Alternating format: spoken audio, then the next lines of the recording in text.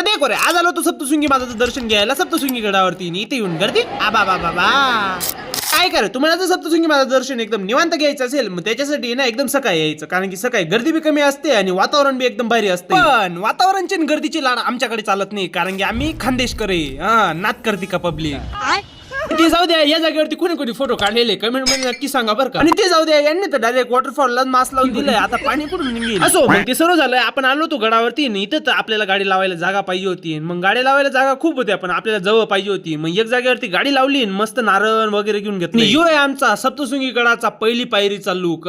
नात करते का पब्लिक. असो, मग आम्हाला आहे ना आधीच टाइम झालेला होता. मग काय झडेपडे देत वरती आलोय न वरती गर्दीमध्ये अटकून गेलोय. मग काय आता उगम इथंच बसा ना, दुसरा पर्याय काय. आणि इथून तुम्हाला एक गोष्ट दाखवू का. हे बघा मार्कंड ऋषीचा पर्वत. आणि तुम्हाला एखादा विचार नाही, या पर्वतावरून त्या पर्वतवरती मस्त एक रोपवे टाकून द्यायचा आणि मस्त लिफ्ट लावून द्यायची. मग काय पैसाही पैसा. असो, मग आम्हाला आहे ना इथं अर्धा तास झाला होता, पण लोक पुढे सरकत नव्हते. मग मला एकच विचार आला की एकच व्यक्तीला फोन लावावा लागेल. बोला तर साहेब दोन शब्द. येऊ का लगेच सोडता का नाही. सोडा लगेच सोडा.